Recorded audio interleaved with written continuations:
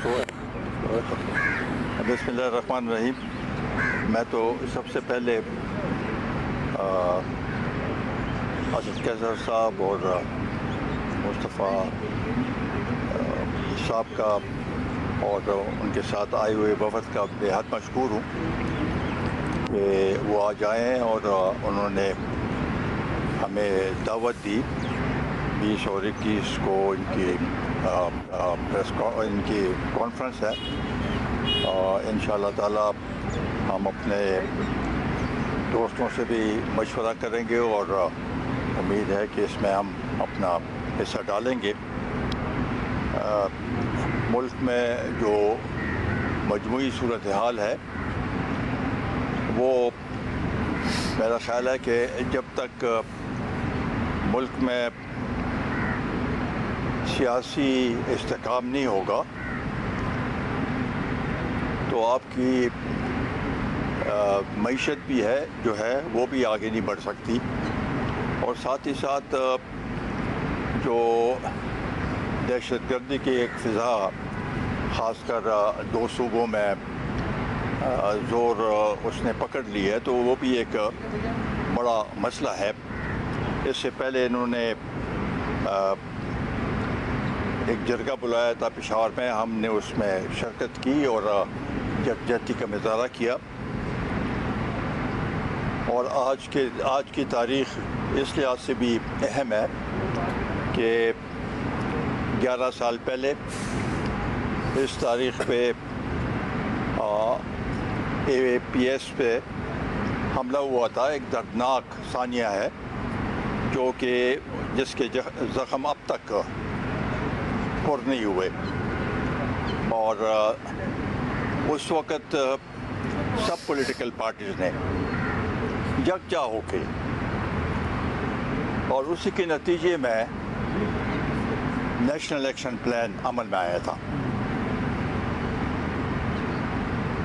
उस पे उस वक़्त तो थोड़ा बहुत अमल हुआ लेकिन अब दोबारा सूरत हाल नागुफ्ता बे है।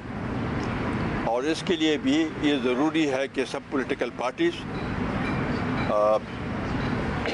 इस मुल्क के जो असल मसले हैं उसकी तरफ तवज्जो दें और उसके लिए यकजा होके आइन कानून की तरफ तवज्जो देने की ज़रूरत है। 18वीं तरमीम में मैं ख़ुद उसमें उसका हिस्सा था और ये बड़े 9-10 महीने लगे थे हमें। और ये एक मुफस्सल तरमीम 18वीं तरमीम उस वक़्त वजूद में आया जो कि मुत्तफ़िक़ा तौर पर नेशनल असम्बली से पास हुआ।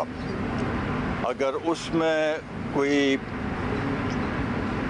तरमीम लाना चाहते हैं तो ये हम समझते हैं कि हम उसकी चूँकि हमने उसमें अपना किरदार अदा किया किसी सूरत में हमें काबिल कबूल नहीं होगा। और वो बड़ी पार्टियाँ जो कि उस वक़्त इस तरमीम में हमारे साथ थे उनके ऊपर ज़्यादा ज़िम्मेदारी है कि वो 18वीं तरमीम को तहफ़्फ़ुज़ दें। और ख़ासकर जैसे असद कैसर साहब ने कहा कि NFC अवार्ड हो गया, सूबों की ये भी बात हो रही है कि ज़्यादा सूबे बनाए जा रहे हैं। ये सब चीज़ें जो हैं ये जब तक इस पे कंसेंसस ना हो ये इस लिहाज से काबिल अमल नहीं होगा। पाकिस्तान में जो भी काम हो कंसेंसस से हो, लोगों की राय जो है वो मुकद्दम है और लोगों की राय को तस्लीम करना ये हम सब का फ़र्ज़ बनता है। तो इस लिहाज से अगर मुल्क में आइन और कानून की बालादस्ती होगी, साथ ही साथ इलेक्शन फेयर इलेक्शन होंगे तो मुल्क आगे बढ़ेगा और तरक्की करेगा। اگر یہ نہیں ہوگا تو میں نہیں سمجھتا ہوں کہ اس سلسلے کو ہم آگے بڑھا سکیں گے. تو میں دوبارہ ان کا شکریہ ادا کرتا ہوں کہ یہ آئے ہیں, اور انشاءاللہ تعالی جو ہم سے ہو سکے ہم ضرور اپنے تجاویز اور جو بھی ہو اور اس کو آگے بڑھانے کے لیے, کیونکہ ایک قوم کو ایک ایسے پیغام دینے کی ضرورت ہے جو کہ سب اس کی طرف دیکھے اور ان کو قابل قبول ہو کہ یہی ایک راستہ ہے کہ اس ملک کو ہم آگے بڑھا سکتے ہیں. بہت بہت شکریہ.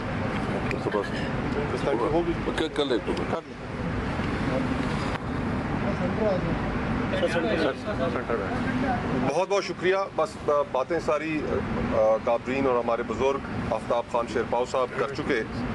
میں صرف اس کے اندر اتنا ایڈ کرنا چاہوں گا کہ آج اس ملک میں جن ایشوز کو لے کر 28th کانسٹیٹیوشنل امینڈمنٹ پرپوز کی جا رہی ہے اور جس کی چہم گوئیاں ہو رہی ہیں, وہ اتنے کنٹینشیس ایشوز ہیں کہ 27ویں ترمیم اور 26ویں ترمیم کے ذریعے جو عدلیہ کو نقصان پہنچایا گیا وہ تو اپنی جگہ, لیکن 28ویں ترمیم کے جو خد و خال جن کے بارے میں وزراء گفتگو کر رہے ہیں, اگر وہ اسی طرح سامنے آتے ہیں تو یہ فیڈریشن کے ساتھ کھیلنے کے مترادف ہوگا.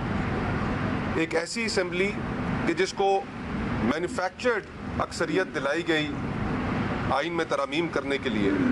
آپ کو یاد ہوگا کہ اسی سپریم کورٹ نے جہاں پر 8 فروری کے الیکشنز کنٹروورشل الیکشنز تھے, وہیں پر اسی سپریم کورٹ نے مخصوص نشستوں کا فیصلہ حکومتی جماعتوں کے حق میں کر کے ایک مینوفیکچرڈ انہیں نمبرز پرووائڈ کیے جس کے ذریعے وہ آئین میں ترمیم کر سکے. تو جو پارلیمنٹ لیجیٹمیسی میں لیک کرتی ہو, جو غیر نمائندہ ہو, وہ اتنے کنٹینٹ